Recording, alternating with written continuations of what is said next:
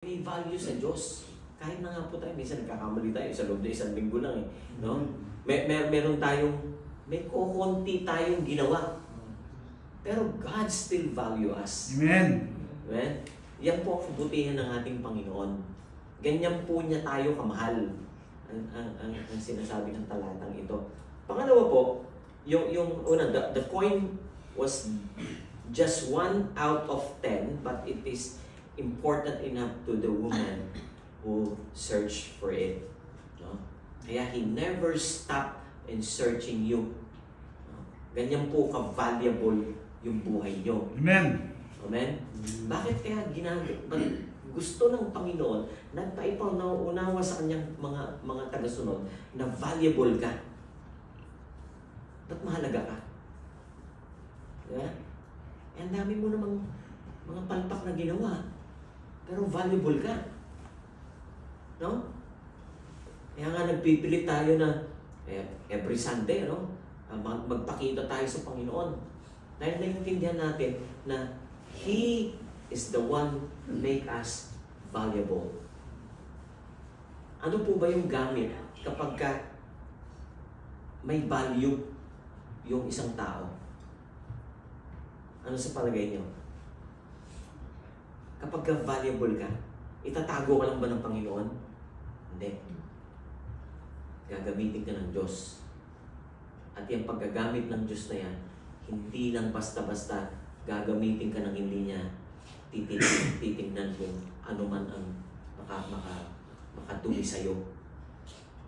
Ganyan yung valuable. Kapag may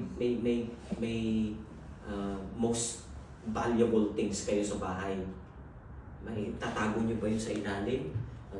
Tatabunan nyo ng maraming pangtabon? Di ba? Lalagay nyo sa lugar na kung saan makikita ng sino man na papasok sa loob ng bahay.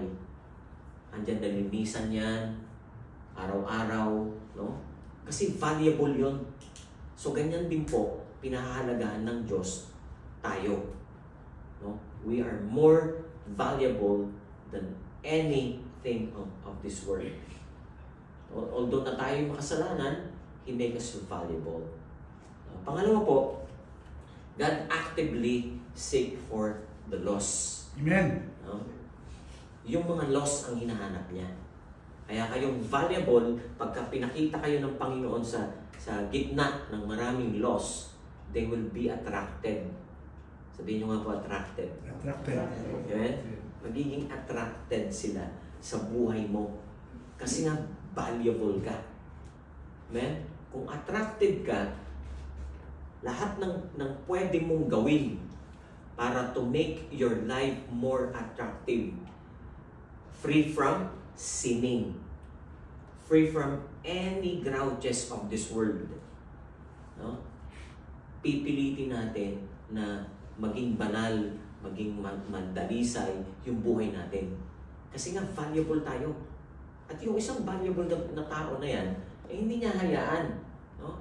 Yung pagising mo sa umaga, if you notice na, if you know that you are most valuable to God, no?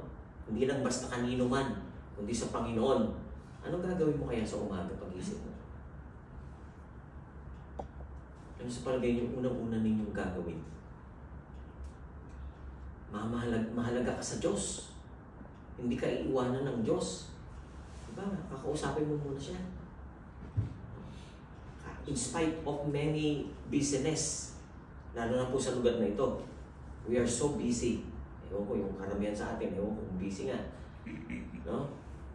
We're so busy. Pag gising pa lang sa umaga, rush na tayo. No? Hindi mo na natin alam kung anong gagawin natin. Lalo na kung nagpuyat ka ng gabi. No? Rush na tayo. Hindi na natin alam kung ano uunahin natin. Pero yung mga valuable ng Diyos, paggising sa umaga, talagang naglalaan sila ng panahon. Yes. Naglalaan. Amen? May prayer, may devotion, no? May seeking God. Kasi siya yung nagbigay ng halaga sa atin. Nagbigay ng pinaka magandang bagay na ginawa ng Diyos sa buhay mo. Siya yun. No? Kaya nga, We are